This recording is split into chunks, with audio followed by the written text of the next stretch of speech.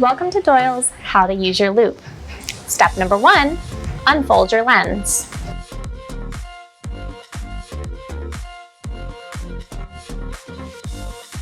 Step number 2, hook your finger in between the space between the lens and the bar.